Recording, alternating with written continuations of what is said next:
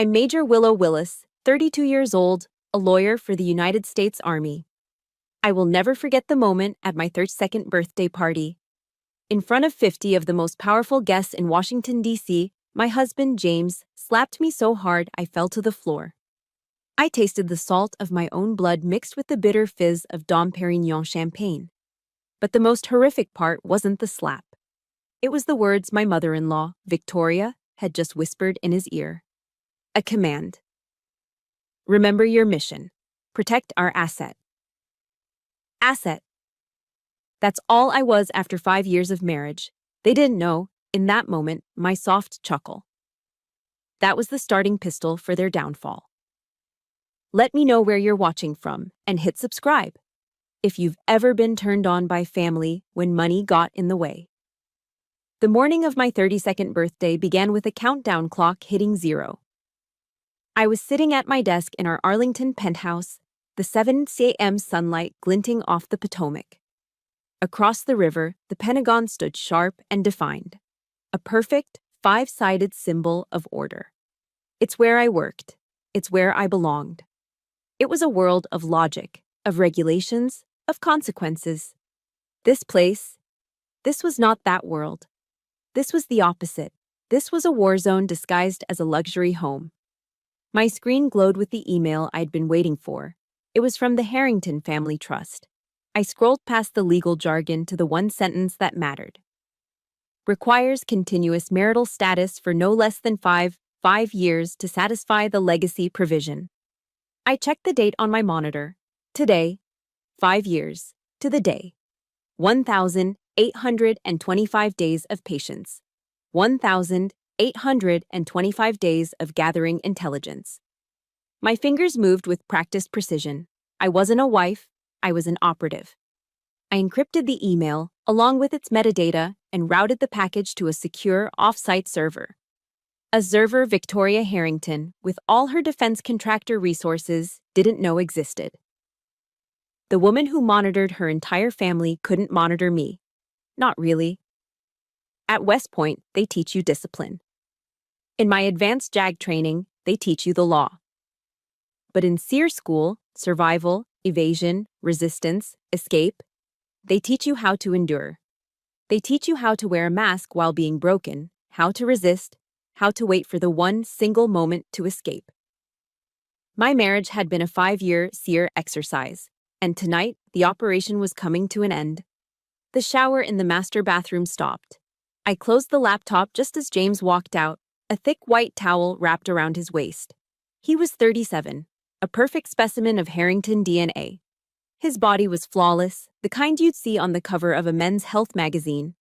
But his eyes were completely empty.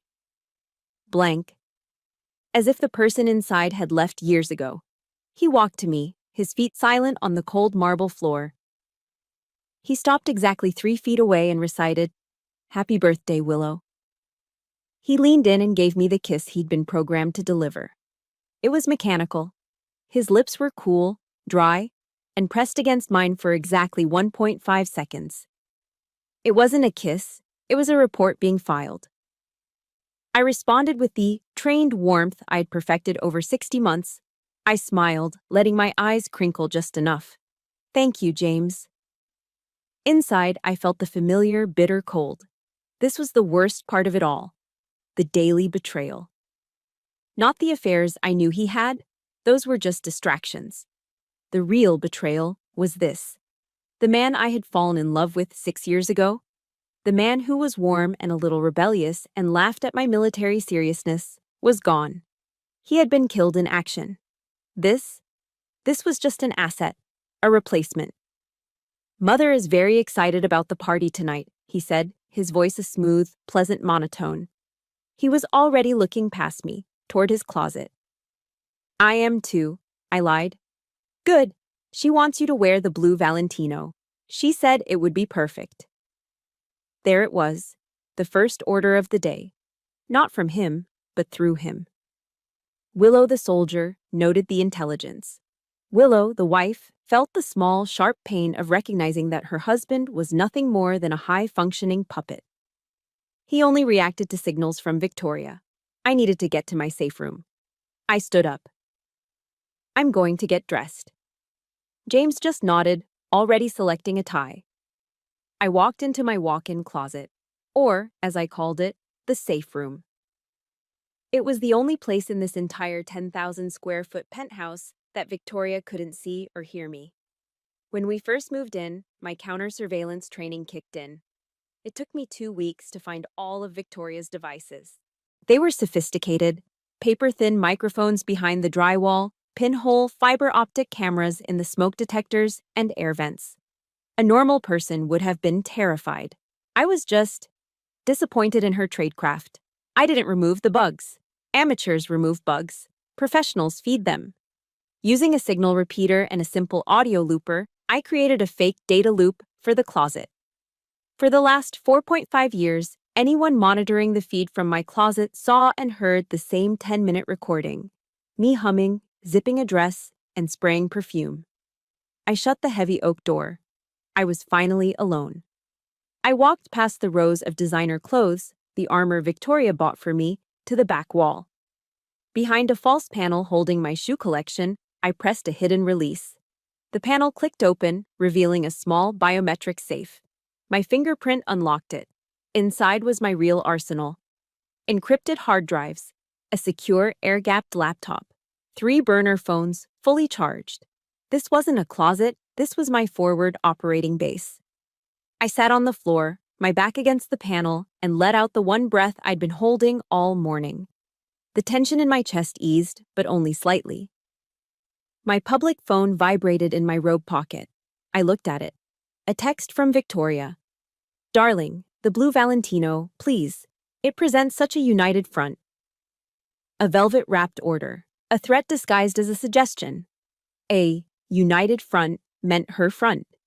It meant I was to stand by her asset and look supportive, docile, and grateful. I picked up my public phone and texted her back. Of course, Mother, I can't wait. I put the phone down. I stood up, calm, and walked to the other side of the closet. I pushed past the blues, the blacks, the safe, boring colors Victoria approved of. I stopped at a garment bag at the very end. I unzipped it. Inside, a dress hung waiting. It was a Dior. And it was red. Not just red, it was a deep, visceral, blood red. The red of an attack guidon leading a charge. The red of arterial spray. Tonight was not about a united front. Tonight was not about survival. I laid the red dress out on the ottoman. Tonight was about attack. A surprise attack, launched from within, precisely calculated, and 5 years in the making. That blood-red Dior. It hung there, waiting. A symbol of an ending. It made me think of the dress that was supposed to be my beginning, the white one. I didn't marry James for his money or his name. I wasn't one of Victoria's debutante girls, as she so often reminded me. I was a self-made woman, an army brat who got herself into West Point on pure merit and graduated at the top of her JAG class. I had my own career, my own mission. Then I met James. It was 6 years ago, at a military charity gala. One of those stuffy Washington, D.C. events I was required to attend. I was standing alone, bored, studying the legal loopholes in the charity's donor agreements when he walked up. He wasn't like the other heirs I'd met. They were all smooth surfaces and empty handshakes. James was warm. He had this slightly rebellious spark in his eyes. He bypassed the generals and the senators and came right to me. He actually listened when I talked about military jurisprudence. He found it fascinating. "You're all about discipline, aren't you, Major?" he'd said, smiling. I admire that. God knows I don't have a shred of it. He was right. He had a chaotic, free energy that I, as a woman built on structure, had never allowed myself to have. I loved his freedom. And he said, loved my strength. Our love was real. I know it was. At least, it was in the beginning. Our wedding was a masterpiece of Victoria's power. A sprawling, obscenely expensive affair at a historic Virginia estate. Every detail was curated, not for us, but for Forbes magazine. Victoria herself was magnificent in a custom gown. But her eyes, when they looked at me, were as cold as the ice sculptures. I remember standing at the reception, my hand in James's. It was time to cut the cake, a 7-foot-tall monster. James picked up the silver knife, and for a second, he hesitated. He looked at me and gave me that real, rebellious smile, as if he was about to smash the cake in my face. I saw Victoria move.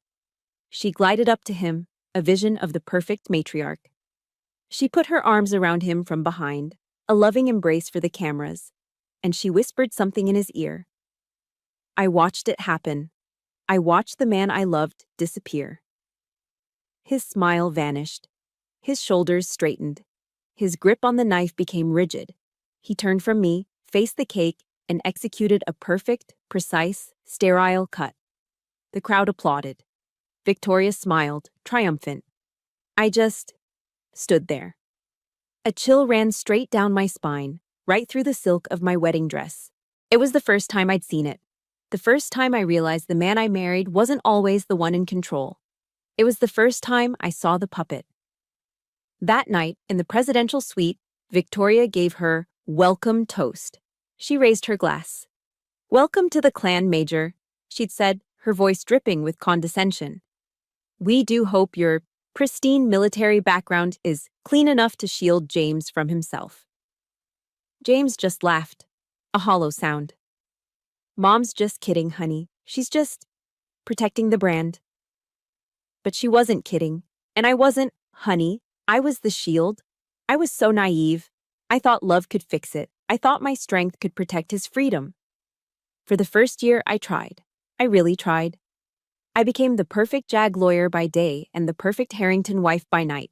I hosted dinners. I schmoozed with corrupt defense contractors.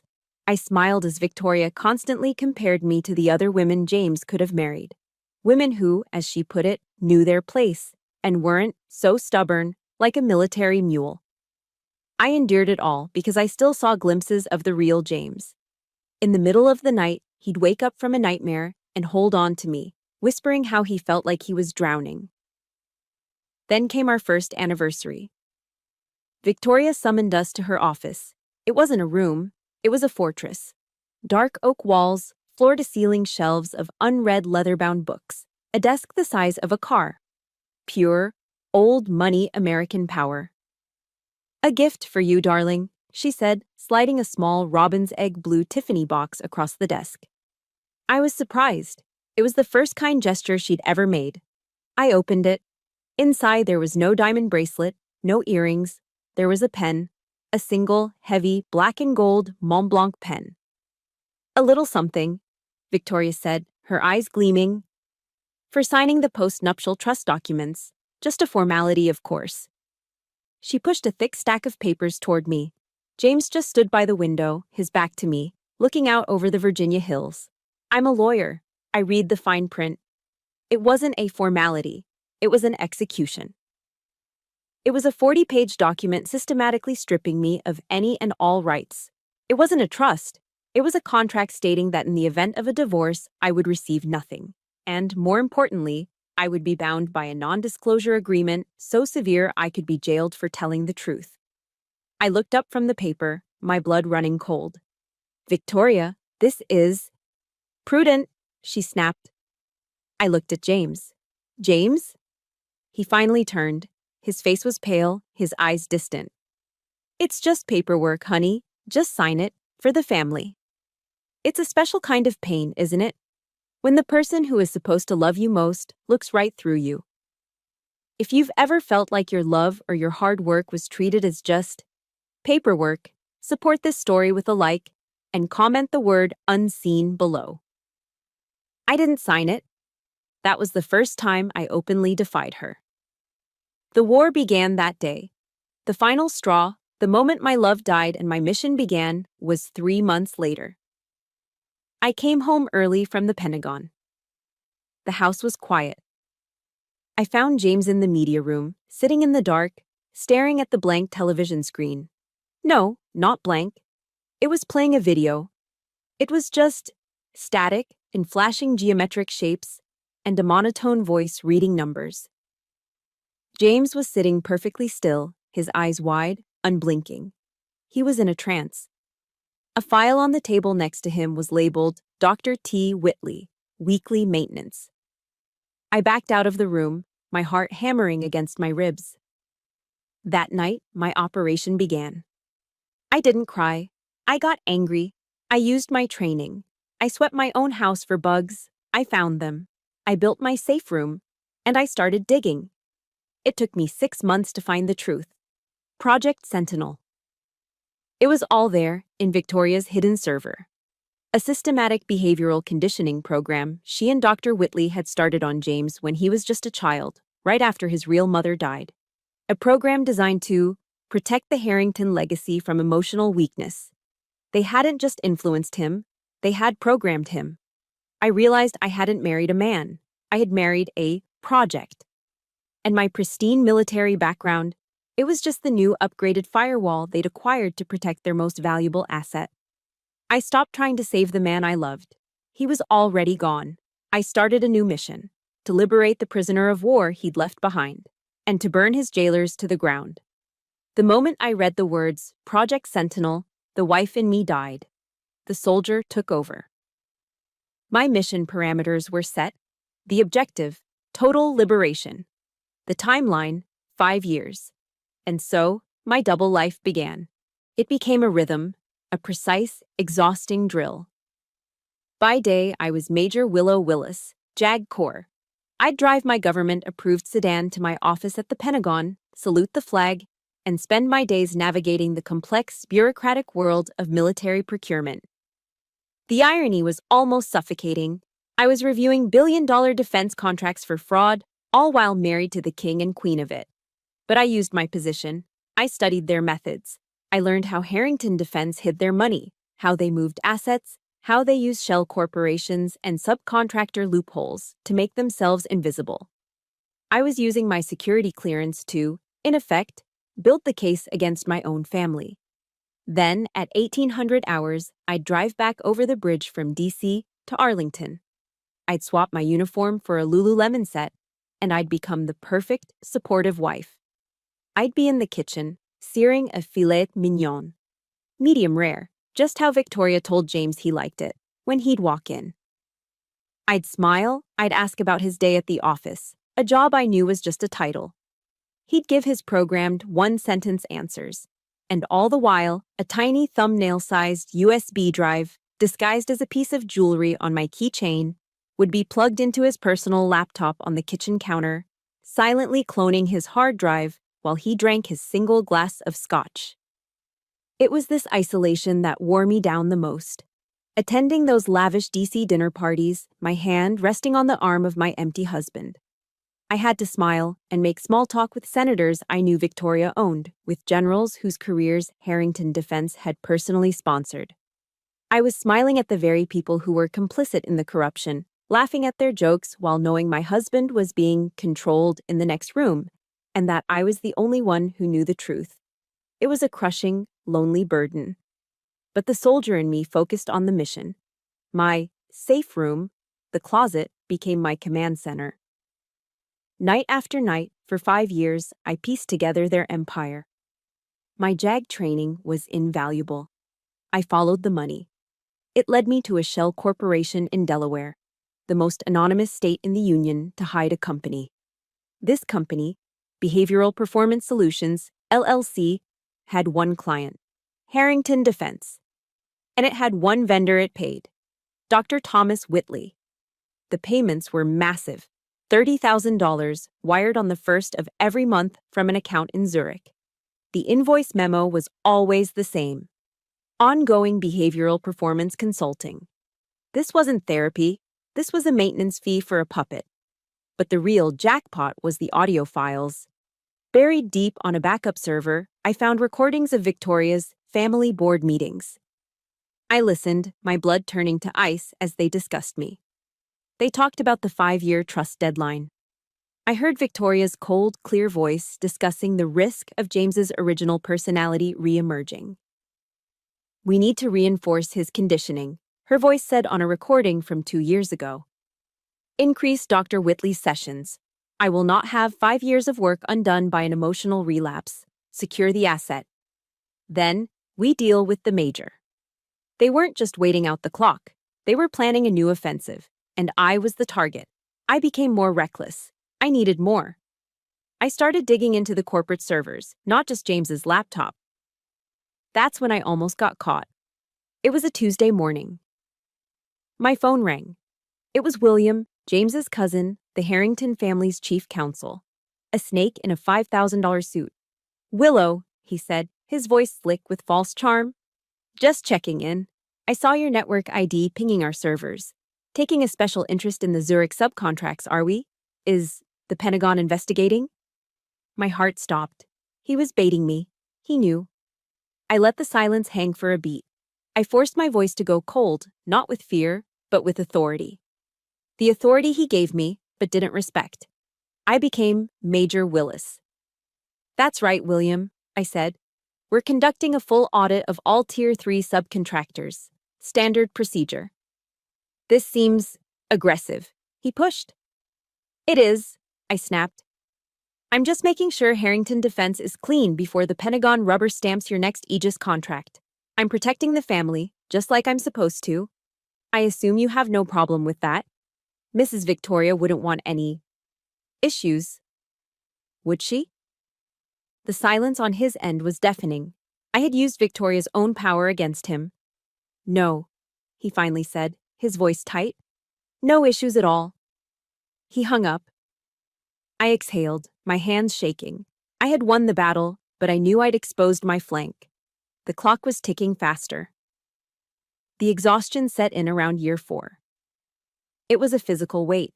The loneliness of the long-haul operation, the constant vigilance, the mask was getting heavy. One night, I remember, I couldn't even go upstairs to the penthouse. I just sat in my car in the parking garage. A typical DC autumn rain was hammering against the concrete. I felt done. I wanted to throw the burner phones in the Potomac, get in my car, and just drive until I ran out of gas. I wanted to quit. I was 31 years old, and I couldn't remember the last time I'd had a real conversation. I was a ghost. I idly turned on my podcast app. It was set to Jocko Willink, the former Navy SEAL, the icon of American discipline. I'd been listening to him on my drives to the Pentagon. His deep, rumbling voice filled the car. He was reading a letter from a listener who said he was tired, worn out, and losing the fight. Jocko's reply was simple. "You tired? You sore? You beaten down? Good. That means you're in the fight. That means you're still pushing. Good." A single word. It hit me like a physical blow. I wasn't tired. I wasn't broken. I was in the fight. I wasn't enduring. I was training. The last 4 years hadn't been a prison. They'd been a crucible. They'd been forging me into the weapon this family had always feared I was. Discipline equals freedom. I took a deep, steadying breath. I put the car in park and shut off the engine. The rain hammered on. I wasn't a victim. I was a major in the U.S. Army. I got out of the car, my spine straight. I restarted my campaign. The Jocko podcast reset my clock. The mission was still active, but the parameters had to change. I had spent 5 years on defense, on endurance. But after William's phone call, I knew they were actively hunting me. My timeline had been accelerated. I couldn't just survive the 5-year mark, I had to win. And I couldn't do it alone. A soldier who goes on a mission without support is a fool.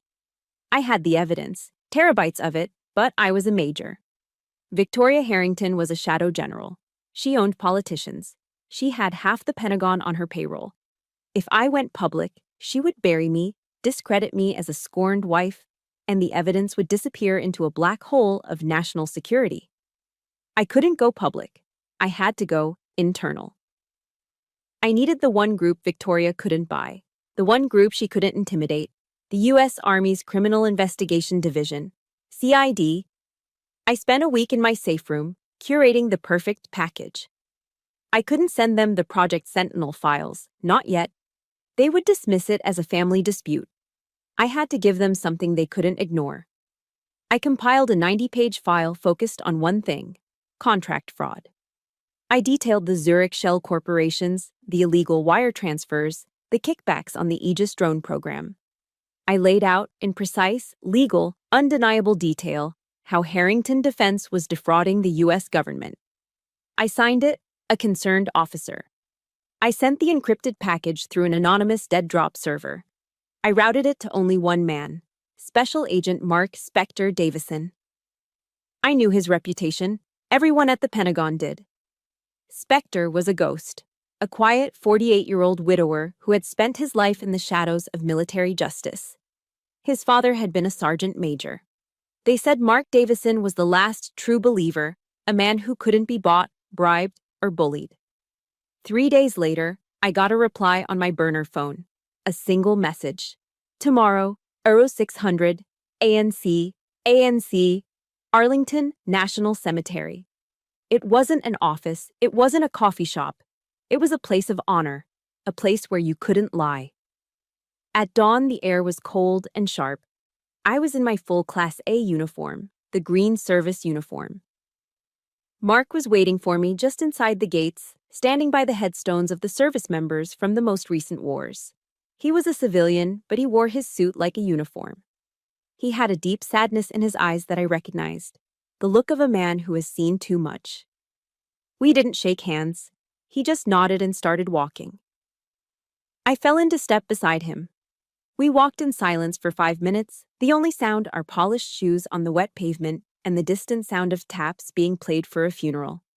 The rows of simple white headstones stretched out in perfect, disciplined lines. He finally spoke, his voice low. "Your package is impressive, Major, meticulous. You've got a slam-dunk case on the contract fraud." He stopped and turned to me, his eyes searching mine. "But it's incomplete. You didn't build this file because you're a concerned officer. You built it because you're pissed. This file is personal. It's missing the why." I stood there, at attention, in the most sacred ground in America. He was right. He was testing me, not as a lawyer, but as a person. And I knew, in that moment, I had to make a choice. Trust no one, or trust this one man. I took the gamble. Because they are doing to the U.S. government exactly what they are doing to my husband. His expression didn't change, but his eyes sharpened. Victoria Harrington, my mother-in-law. She programs him. My husband, James. He is a victim. They are using psychological conditioning to control him, to protect their legacy. The man I married is a prisoner of war. And I am too. I said it. The whole truth. My voice didn't shake. It was the simple, cold, unvarnished truth. Mark stared at me. He looked away, out over the endless rows of the fallen. He seemed to be looking at one grave in particular. "My wife, she died of cancer 3 years ago," he said, his voice rough with an emotion I hadn't expected. "Her father was a hard man, a bully. Thought emotion was weakness. He ran his family like a boot camp." He paused. "For the last year of her life, she refused to see him. She said she'd rather die in peace than fight a war she couldn't win." He turned back to me, and the sadness in his eyes was replaced with a cold, hard fire. "In the Army, we have a saying, Major. I've got your 6. It means I'm watching your back." He took a step closer. "Major Willis, what they are doing to you, that is not family. That's a crime. Those people, your husband's family, they do not have your 6. He waited a beat. "But we do." I don't know how to describe that feeling. For 5 years, I had been utterly, completely alone. I was the only soldier in a one-woman war. And in that moment, on that sacred ground, a stranger, a good man, had just shown up as my reinforcements. I felt the prickle of tears, the first in 5 years. I blinked them back. "What's next, Agent Davison?" "What's next," he said, "is you keep your head down. We will take this fraud case and rip them apart from the outside. You just survive." But Victoria was already moving. A week later, I got a priority alert from my JAG superior. My security clearance, my career, was under a surprise review. An anonymous tip had been filed, suggesting I was a security risk due to unstable personal associations. It was Victoria's classic move, a preemptive strike. She was trying to get me disbarred, dishonorably discharged. She was trying to destroy my credibility before I could use it. I was panicked. I texted Mark. Code red. The next day, the review was canceled. My superior was baffled. False alarm, Major, he said. CID stepped in, said the tip was malicious and unfounded. Weird. You must have an angel on your shoulder. I got a one-word text from Mark. Blocked. He followed up with another coded message. She spooked. The 5-year clock is making her nervous. She knows the asset is about to expire. She's not just protecting her flank, she's setting a trap. I looked at the message, and I understood. The birthday party, my 32nd birthday. The 5-year anniversary. It wasn't just my D-Day, it was Victoria's too. She was planning to deal with the Major that night. The game was on. The elevator doors opened and the battle began. We were at the Apex, a glass-walled restaurant on a DC rooftop, the kind of place where laws are rewritten over $50 cocktails. The view was staggering, looking straight out over the illuminated spike of the Washington Monument, a monument to freedom, hosting my execution. The room was staged perfectly. Massive sprays of white orchids, crystal chandeliers. It was suffocating. James was silent beside me, his hand on my back, a rigid, cold weight. He was tense, but it wasn't a human tension. It was the tension of a machine wound too tight. Victoria glided toward us. She was wearing a severe navy blue Chanel suit, the armor of the DC matriarch. She didn't walk, she advanced. She pulled me into a dry, papery hug, her perfume choking me. Willow, darling, she whispered, her lips brushing my ear, her voice a cold hiss meant only for me. Red. How? Bold. She pulled back, her eyes flicking over the Dior. The Valentino, the blue one. It would have shown more unity. I gave her my pre-planned, camera-ready smile. I just wanted to stage a surprise attack, Victoria. Her own smile thinned. She knew I wasn't just talking about the dress. She turned and put her hand on James's arm, a gesture that looked like affection, but was one of command. James, darling, be a good husband and get your wife some champagne. He nodded, a jerky, puppet-like motion, and moved toward the bar. My eyes scanned the room. This was it. The moment I'd been training for. I began my threat assessment. The entire DC power structure was here, the Beltway elite, in the flesh. I saw 2 4-star generals I knew were on the Harrington payroll. I saw Senator Klein, whose entire re-election campaign was funded by Victoria. I saw lobbyists, defense contractors, and their wives, all dripping in diamonds, all laughing too loudly. Every person here was an ally of the Harrington Empire. And then the cold, hard realization hit me. I looked for a friendly face, a lifeline. There was no one. Not one colleague from my JAG office. Not a single friend from my West Point class. Not even my old roommate from basic training who lived 20 minutes away in Alexandria. This wasn't a party. It was a courtroom. It was a trap, sealed and hermetically clean. Victoria hadn't just curated a guest list. She had sanitized the stage. She had removed every possible character witness who could speak on my behalf. I was utterly, completely, and strategically alone. Willow, happy birthday! A voice, slick as oil, slimed its way into my ear. It was William, the family's legal counsel, the snake. He was holding 2 glasses of champagne, and right behind him was the architect himself, Dr. Thomas Whitley, the puppet master. A word, doctor? William said, nodding to Whitley as he handed me a glass. I didn't take it. They thought I was out of earshot. They stepped near a jazz trio that was playing, using the music for cover. I was trained in counter-surveillance. I know how to read lips, and I know how to move. I drifted closer, pretending to admire the view. Unstable, Whitley was murmuring, his back to me. I warned you, William. Accelerating the protocol this fast risks destabilizing the asset completely. He just needs to last the night, William hissed. After tonight, she's gone. Victoria has the... Gentlemen. They both spun around. I was standing right there, my smile frozen in place. William recovered first, his politician's smile snapping back. Willow, just telling the good doctor here how lucky James is to have him. Dr. Whitley, however, looked pale. He looked like a man who had just seen a ghost. I looked straight at him, my voice light, conversational, but loud enough for the people nearby to hear. Oh, I agree. Dr. Whitley, I've always wanted to ask about your intensive coaching methods. You're a miracle worker. I leaned in, my voice dropping to a conspiratorial whisper. How do you do it? How do you get James to be so wonderfully efficient? His smile was a rigid, terrified grimace. He knew in that second that I knew everything. He saw the predator he'd helped create. Before he could answer, a sharp ting ting ting cut through the air. Victoria was standing by the microphone, tapping her champagne glass. The room fell silent.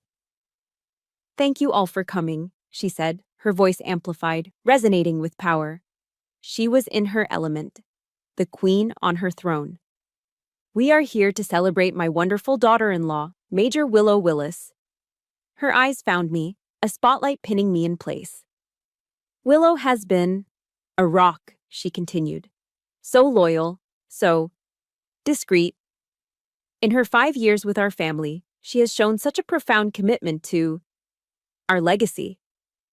It was a speech, but it was also a warning, a message to everyone in the room. She is ours. She is under control. It was a performance of ownership. I felt sick. I looked over at James. He was standing near the stage, his expression blank. My last, stupid, fragile piece of hope flickered. Come on, James. The real James. Be in there. See what she's doing. See me. But he wasn't looking at me. He wasn't looking at his mother. He was staring at the table in front of him, and his fingers were tapping. Tap, tap, tap, tap, tap, tap, tap, tap. My blood turned to ice. It wasn't a nervous tick. It was a pattern, a rhythm. I knew that rhythm. I'd heard it on the training videos. It was a mnemonic device, a self-calming anchor that Whitley had programmed into him. It was the signal, the trigger. He wasn't just nervous. He was executing a command. Victoria raised her glass, her eyes locked on me. So let's all raise a glass, she boomed. To Willow. And to her, transformative 32nd year. It was a threat. I looked from her, the general, to James, the weapon. And I realized their plan, the one they'd been whispering about, was in motion. The trap was about to spring. Victoria's smile was a triumphant slash as the applause died down. And now, she announced, the gifts. The jazz trio softened. A silver cart was wheeled out by a waiter. Victoria, the general, stayed put. She was commanding this from the stage. James, she called out, her voice dripping with maternal pride. Your gift first. James, still standing near her, moved toward the cart. He picked up a long, dark blue box. He walked toward me. He moved like he was wading through water, his motions stiff and delayed. He wasn't walking, he was being moved. He stood in front of me, not meeting my eyes. He opened the box. Inside, resting on black velvet, was a tennis bracelet. It wasn't just a bracelet. It was a wall of diamonds, heavy, ostentatious, and blinding. It was worth more than my next 3 years of military pay. It's beautiful, I said, my voice practiced. My smile felt like a crack in a dam. He just stared at the box. Victoria's voice cut through the air again, impatient. Well, put it on her, son. What are you waiting for? James flinched. He fumbled with the bracelet. His fingers, the fingers I once held, were cold and clumsy. He grabbed my left wrist. His touch was like cold metal. He fumbled with the clasp, his knuckles brushing my skin. It felt like being touched by a stranger. Snap. The clasp clicked shut. It was heavy on my arm. A beautiful handcuff, I thought, the words echoing in my head. I forced my smile wider for the cameras I knew were watching. The performance had to continue. James just stood there, his hand still hovering near my arm. Now, Victoria's voice boomed, For a special announcement. She glided off the stage, moving toward James and me. The room was absolutely silent, watching her. This was the moment, the transformative part of the evening. She reached us. She didn't look at me. She only had eyes for her son, her creation. "We are so proud," she said, her voice now softer, but it carried. She placed a perfectly manicured hand on James's shoulder. I watched, my heart hammering. This was it. Her fingers didn't just rest on his shoulder, they dug in. Her thumb pressed hard into a spot just below his collarbone, a nerve center. It was a practiced, deliberate pressure. It wasn't a touch of love, it was an activation. I saw the change in him instantly. A shiver went through his body.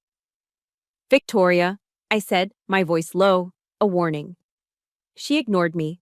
She leaned in, her lips almost touching James's ear. She spoke, and in the dead silence of the rooftop, everyone heard her. "You've been so loyal, Willow," she said, her eyes now locked on me, cold and victorious. "So supportive. Especially for these last 5 important years." She stressed the words. It was a signal. The contract was complete. And then she turned her lips back to James's ear. A whisper, but a whisper I was trained to hear. A whisper I felt in my bones. "Remember your mission, son," she hissed. "Protect our asset." Asset, not our family, not our honor. Asset. I had my hand on my clutch, my finger on the audio recorder of my burner phone, which was already active. I had been recording since her speech began. I watched James. It was like watching a switch being thrown. His entire body went rigid. The fog in his eyes vanished, replaced by a terrifying, flat, reptilian focus. His pupils. They constricted. He turned his head toward me, slowly, mechanically. The man I married was gone. This was the Sentinel. He spoke. His voice was not his own. It was a perfect, flat, emotionless monotone. "You betrayed us." The entire room gasped.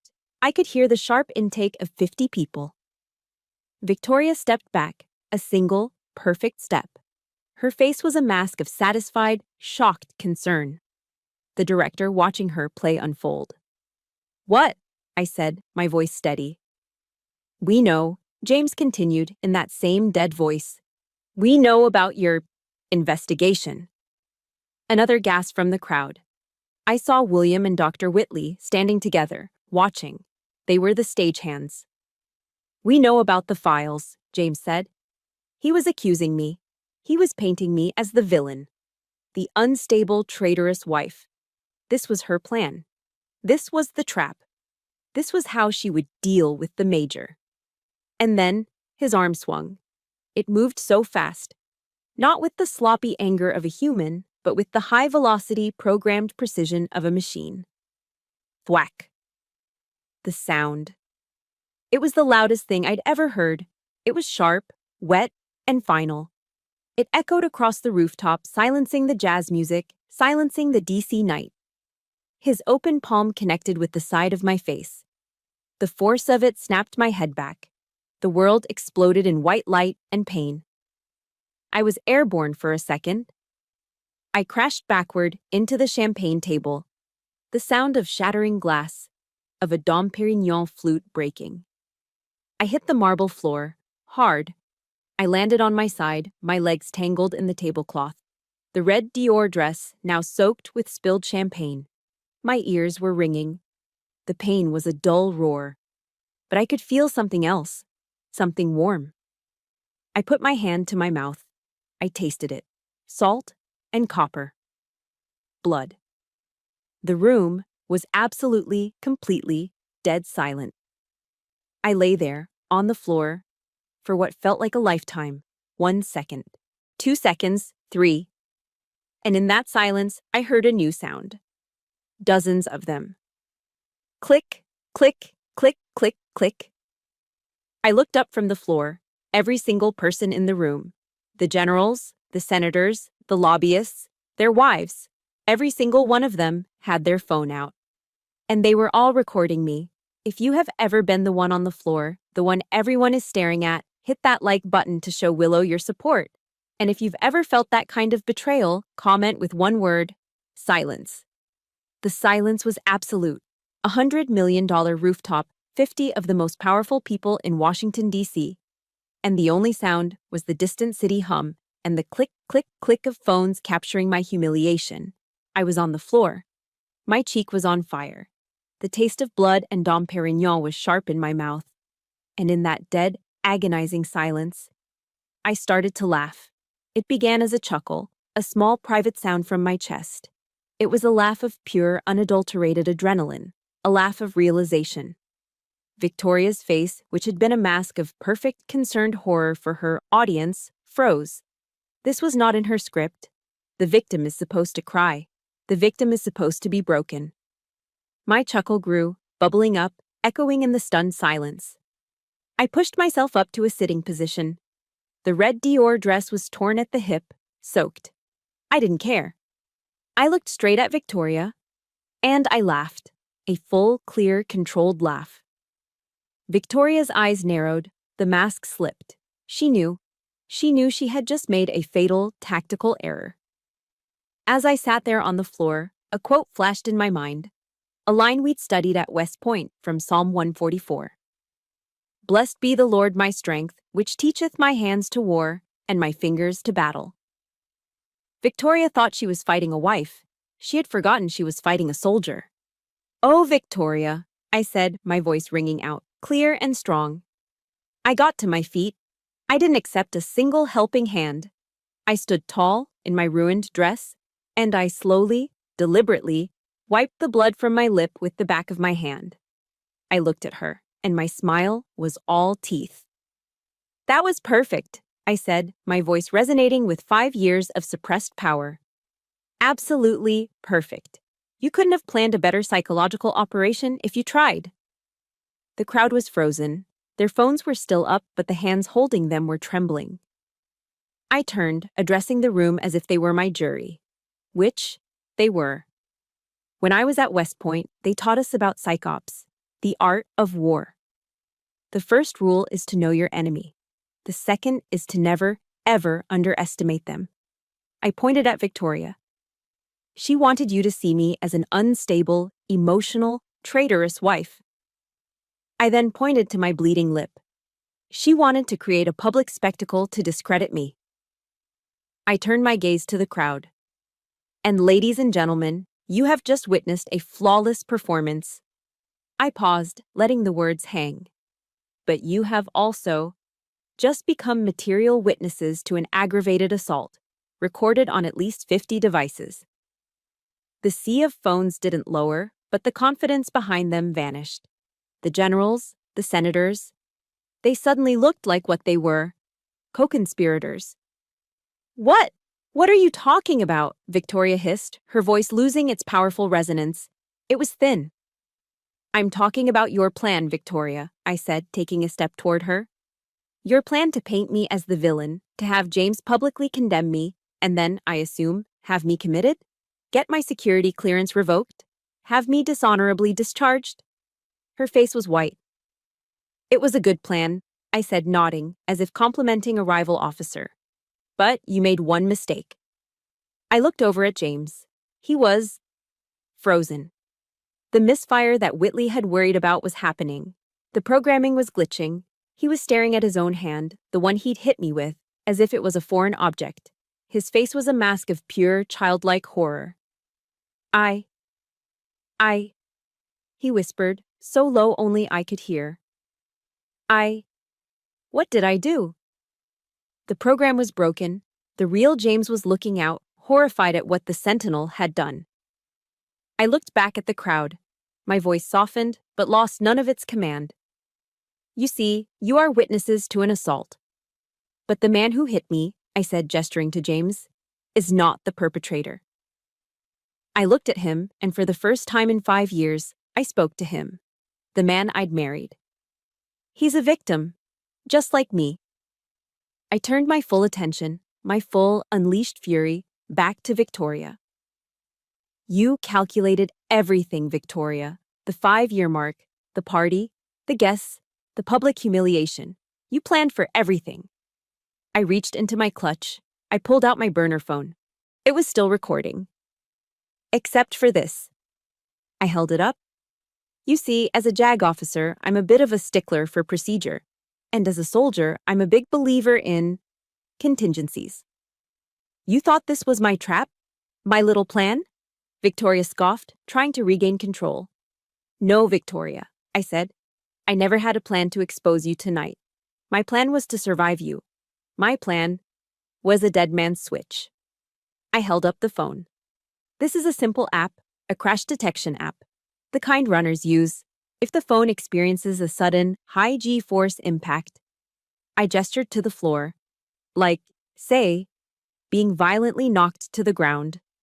I watched Victoria's eyes. They were no longer angry. They were, for the first time, terrified. The moment I hit that marble floor, it triggered a safety protocol I designed 5 years ago. A protocol that assumes I am dead, or incapacitated, or, as it turns in this case, publicly assaulted. What? What are you babbling about? William stammered, stepping forward. I'm babbling about 1.8 terabytes of data, William, I said, my voice like ice. My entire 5-year intelligence package, every email, every shell corporation in Delaware and Zurich, every illegal wire transfer, every single recording of you and Dr. Whitley discussing Project Sentinel and the conditioning of James. Every piece of evidence of contract fraud, bribery, and psychological abuse. You're lying, Victoria shrieked. Am I? I said. I checked my watch. 90 seconds ago, that entire 1.8 terabyte package was simultaneously and automatically delivered to 3 organizations you can't control. 1. My new friends at CID, specifically Special Agent Mark Davison. 2. The Washington Field Office of the FBI, Cybercrimes Division. And 3. Because I believe in transparency. The top 10 largest media outlets in the world, including the Washington Post and the New York Times. A phone buzzed. A single phone in the dead silence. A guest, a lobbyist, looked down at his phone. His face went pale. Then another phone buzzed, and another. A cacophony of dings, chimes, and vibrations swept across the room. It was an electronic plague. BZZT, BZZT, ding. The guests were all staring at their screens, their faces illuminated in the blue light, their expressions turning from shock to utter panic. The first headline had just dropped. The lobbyist next to Victoria read it aloud, his voice trembling. Breaking news. Harrington Defense, CEO Victoria Harrington, under investigation for massive Pentagon contract fraud. FBI raids reportedly imminent. The wave of alerts was a digital tidal wave washing over the rooftop. BZZT, BZZT, ding. Panic. It was immediate. The polite predatory smiles of the DC elite vanished, replaced with the raw animal fear of rats in a trap. What is this? Is this real? A senator's wife stammered. My God, Senator Klein himself whispered, staring at his phone, his face the color of ash. The Post, the Times, they all have it. The allies, the ones who had been laughing with Victoria minutes before, began to instinctively, physically, move away from her. They created a circle of open space, a quarantine zone around the Harrington family. Victoria was trembling, her face a grotesque mask of fury and disbelief. Lies! She shrieked, her voice cracking. These are all lies, slander. I will sue every one of you. She spun, her eyes wild, and pointed a trembling finger at me. You bitch! You did this! No, Victoria, I said, my voice cutting through her panic like a razor. You did. And right at that moment, on cue, ding! The sound of the private elevator. Every head on the rooftop snapped toward the doors. The music had stopped. The only sound was the frantic buzzing of phones and Victoria's ragged breathing. The brushed steel doors slid open. 3 men stood there, all in dark, identical government-issue suits. But the man in the lead was not in a suit. He wore his Army CID windbreaker, and his face was carved from granite, Special Agent Mark Spectre Davison. He stepped out onto the rooftop, his eyes scanning the scene. The shattered glass, the blood on my lip, the panicked crowd, and finally, me. He gave me a single, barely perceptible nod. "Ladies and gentlemen," Mark announced, his voice the calm, authoritative boom of a man who cannot be bought. "This is now an active federal crime scene. No one leaves." "What is the meaning of this?" Victoria finally roared, finding her footing. This, she understood, a show of force. She stepped forward, trying to muster her authority. "Agent Davison, is it? Do you have any idea who I am?" It was the classic, pathetic defense of the DC powerful. Mark didn't blink. He took a step toward her, his gaze unwavering, and he delivered the line that shattered her world. "Yes, ma'am, we know exactly who you are." He nodded to the two FBI agents behind him. "That's why we're here." He held up a small badge. "Victoria Harrington, you are under arrest for conspiracy to defraud the United States government, multiple counts of wire fraud, and bribery of a public official." "This is insane. You have no proof," she screamed as the two agents moved past her, their hands reaching for handcuffs. "We do, ma'am," Mark said, his voice flat. "We just received a 1.8 terabyte package of it from Major Willis." The blood drained from her face. As the agents cuffed her, the rooftop dissolved into pure chaos. The allies were shoving each other, trying to get to the elevator, only to be stopped by two more agents who had emerged. "I didn't know," Senator Klein was yelling. "I was never involved." Amid the chaos, I stood perfectly still. I had not moved. This was my battlefield, and I was in command. I saw Dr. Whitley. He was trying to melt into the background, edging his way toward a decorative potted plant, his face dripping with sweat. I pointed at him. My voice was loud and clear. "Agent Davison, him too." Mark's eyes snapped to Whitley. "Dr. Thomas Whitley," I announced, my voice like a prosecutor's. "I'm accusing him of conspiracy to commit aggravated assault, practicing medicine without a license, and the psychological torture and coercive conditioning of a United States citizen." Whitley let out a small, strangled cry. "It was a program, wasn't it, Doctor?" I said, walking toward him as he cowered. "You called it Project Sentinel, right?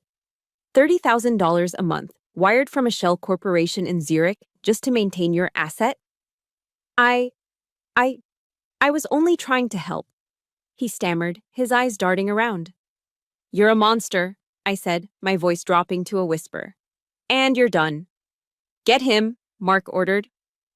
An agent grabbed Whitley, who didn't even fight. He just deflated. He literally sagged, his knees buckling, and he collapsed into a patio chair, a weeping, pathetic mess. One down. Then my eyes found William. He was standing near James, trying to look invisible, his lawyer's brain spinning, trying to calculate his next move. I walked over to him. "Cousin William," I said, my voice almost friendly. He looked at me, his eyes filled with pure hatred. "You've destroyed this family." "No, William, you just sold it for parts," I said. "Let's talk about the Aegis drone contract, the one from last March." His mask of calm cracked. He visibly paled. "Insider trading is a nasty charge," I continued, ticking off points on my fingers. "But when you do it by leaking classified weapons data to a non-NATO-approved subcontractor in Turkey, well, that's not just insider trading. That's a little closer to treason." You have no proof," he whispered. "I have the audio file of your call, William. The one you made from your supposedly secure office line. I have the wire transfer receipts from Istanbul." I leaned in. "You're the family lawyer. You know the drill. You're the first one they're going to pressure. You should start thinking about a plea deal. Now." He stared at me, his mouth opening and closing, a fish drowning on air. And then, a sound cut through all of it. "What have you done?" It was Victoria. She was in handcuffs, but she was fighting, a lioness in her death throes. She was screaming, not at me, not at the FBI, but at her son, at James. He was standing alone, in the center of the chaos, staring at his mother, the cuffs on her wrists. The programming was shattered, and he was just lost. James, you were supposed to stop her. You were supposed to be strong. Victoria shrieked, her voice raw with a despair that had nothing to do with the FBI and everything to do with her failed project. I built this for you. I gave you structure. James looked at her, and for the first time in 5 years, the fog was completely gone. The real man was there, and he was broken. He asked her a question, a simple, quiet question that cut me deeper than the slap. Why? He whispered, his voice trembling. Just, why? What? What am I to you? He wasn't asking as a husband, he was asking as a son. Victoria stopped struggling. She stared at her son, her creation. And in that moment, in her desperation, her mask of the cold, calculating CEO dissolved, and the true, terrified, monstrous tyrant was revealed. She lost all control. What are you? She jailed, her voice a guttural scream that echoed across the DC skyline. You're weak. You were always weak, just like him. She was spitting, her face contorted in pure, unfiltered rage. It needed structure. It needed to be controlled. The Harrington legacy had to be protected from its own weakness. The confession. The entire rooftop froze. The FBI agents, the cowering guests, William, Whitley, everyone. They all heard it. The final admission. She hadn't been protecting her son. She had been protecting the legacy from her son. He was never the heir. He was the flaw. James just broke. A sob tore from his chest. I looked at Mark. He nodded. Justice, finally, had been served. Victoria's final, monstrous confession hung in the air, thick and toxic, poisoning the rooftop more effectively than any nerve gas. Her shriek, it needed structure, echoed and then died, leaving a vacuum of pure, horrified silence. The spell wasn't just broken, it was annihilated. And in that vacuum, the rats began to scramble. I want to cooperate, a voice stammered. It was Dr. Whitley. He was still sitting in the patio chair, but he was already trying to save himself. She forced me. She threatened my license, the Sentinel project. It was all her design. I have notes. I can testify. You liar! William Harrington spat, his lawyer's brain kicking back in, seeing the first mover advantage for a plea deal. You were the architect. You bragged about it. Agents, he said, turning to the FBI. I am the family's legal counsel, and I am formally stating that Dr. Whitley's methods were unorthodox and performed without full corporate consent. I was just investigating him myself. It was disgusting. The Great Harrington Alliance, the bond of elite criminals, dissolved in less than 30 seconds. They were flipping on each other before the elevator doors had even closed. The other guests, the senators and lobbyists, were a different kind of animal. They weren't scrambling. They were fading. They tried to just disappear, to blend into the shadows, to slip out the emergency stairs. But Mark had been prepared. No one leaves, he'd ordered. And now the rest of the FBI team was moving, not with aggression, but with cold, bureaucratic efficiency. Sir, we'll need your statement. Ma'am, please wait over by the bar. Your phone, sir. We'll need to secure all video evidence of the assault. The party was over. The great and powerful were reduced to witnesses, trapped, their faces pale in the flashing red and blue lights that had just begun to reflect off the building's glass facade from the street below. I watched the chaos. The adrenaline was gone, draining out of me so fast my knees felt weak. It left behind a vast, cold emptiness. I felt exhausted. Like I had been holding my breath for 5 years and had just, finally, exhaled. My head throbbed where I'd been hit. My lip was swelling. My dress was ruined. I had won. But I had never felt less like a winner. My eyes found him. In the middle of the chaos, James was on the floor. He hadn't been arrested. He wasn't a rat. He was just gone. He was sitting on the marble, his back against a wet, broken patio table, his arms wrapped around his head, rocking back and forth. He was whispering. He was muttering things, fragments of memories like a broken radio picking up lost signals. The boat, Lake Anne. She said it was too slow. Don't be slow, James. My dog Buster, he got sick. She said he was defective. Defective? His voice was thin, reedy. It was the voice of a 10-year-old boy. The conditioning, the Sentinel program, had been shattered by the night's trauma. But what was left underneath wasn't the man I'd married. It was the broken child he'd been built on top of. My heart ached, not with love, not anymore, but with a profound, soul-crushing pity. He was the primary victim. He was just the first. I walked through the chaos. An FBI agent tried to stop me. "Ma'am, we need your—" Mark put a hand on his arm. "Let her go. She's the victim and the lead witness." I stopped in front of James. I didn't sit. I didn't kneel. I kept my distance, a few feet. He looked up at me. His eyes, the blue eyes that I had fallen in love with 6 years ago, they were clear. They were finally, terribly clear. And they were filled with an ocean of agony. "Willow," he whispered. His real voice, the one I hadn't heard in years. "Willow, I hit you." It wasn't a question. It was a statement of dawning, unbearable horror. I hurt you," he said, his voice cracking. Tears were streaming down his face, mixing with the champagne on his cheeks. "Oh God, Willow. What she made me. I'm so sorry." He reached a trembling hand out to me. Not to hold me, just a plea. This was the moment. The most dangerous moment of all. The moment the victim I loved was asking for help. The moment my heart, the woman I used to be, wanted to forgive him, to hold him, to tell him it would be okay. But the soldier knew better.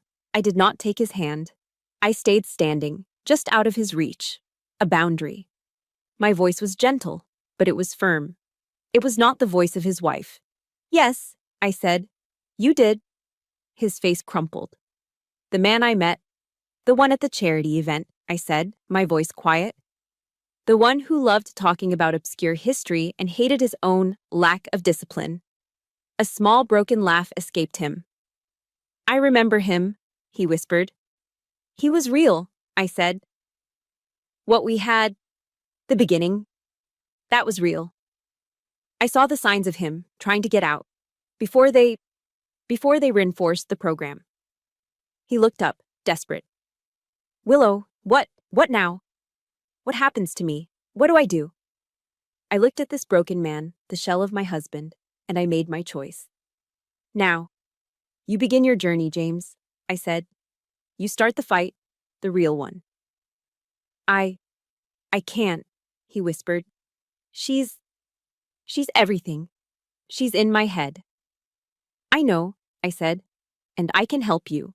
I have all the files. I have Dr. Whitley's notes. I know what he did to you, what triggers he installed, what memories he suppressed. I can help you deprogram." Hope flashed in his eyes.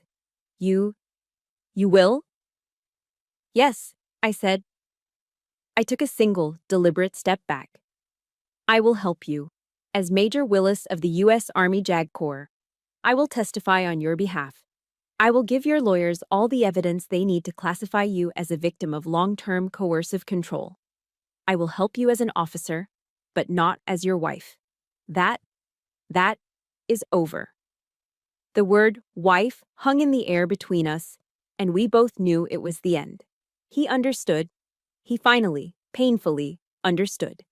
He just nodded, covering his face with his hands, his shoulders shaking in silent sobs. I had won. I had lost. I had survived. I turned around. The adrenaline was completely gone now. I just felt heavy. Mark Davison was standing by the elevator. The chaos was dying down. Victoria was gone. William and Whitley were gone. The guests were being processed one by one. He looked at me, his face grim, but his eyes kind. He saw the ruined dress, the bloody lip, the exhaustion. "You did good, Major," he said, his voice low. "A perfect operation. Flawless execution." I just nodded. I was too tired to speak. Just doing my duty, Agent, I whispered. Go home, Major, he said. Or, somewhere safe. We'll be in touch. I walked toward the elevator, the same one I had arrived in my red dress, ready for war. It felt like a lifetime ago. I stepped inside. The doors slid shut, sealing me in. And as the elevator began its smooth, silent descent, I was finally, completely, alone. I left the penthouse, the flashing lights, the broken champagne glasses, and the entire smoldering wreck of the Harrington dynasty behind me. 6 months. 6 months after I stepped out of that elevator, leaving the war zone of the penthouse behind.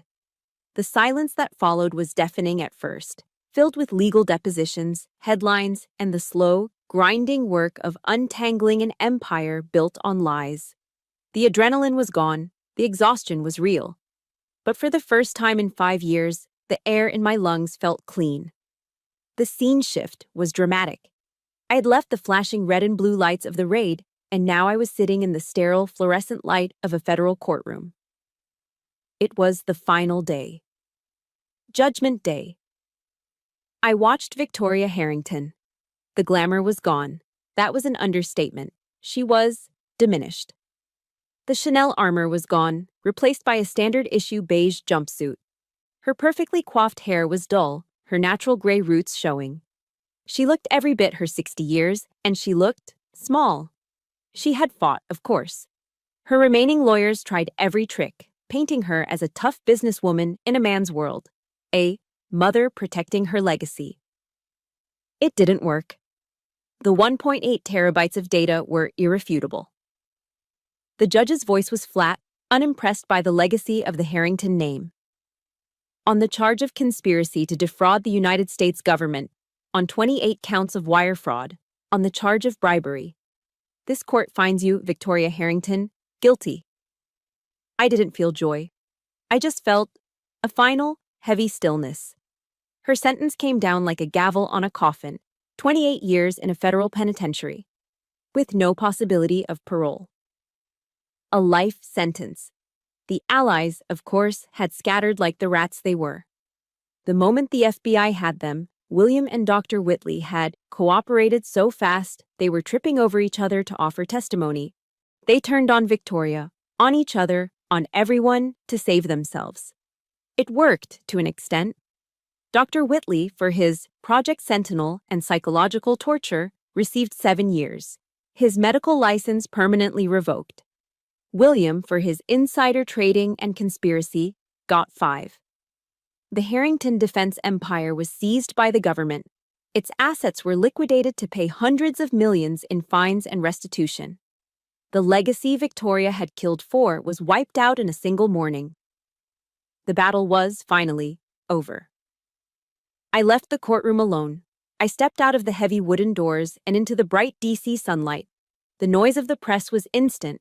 Flashes, microphones, shouted questions. Major Willis! Major Willis! I ignored them, my eyes searching. He was there, standing across the plaza, near the steps, just waiting. James. He was thinner, and his eyes, once foggy with conditioning, were clear again. He looked like he'd been through his own personal war, and he had. He was in intense daily therapy, deprogramming from a lifetime of coercive control. I walked over to him. The press held their distance, sensing this was a different, more private moment. Willow, he said. His voice was quiet, but it was his own.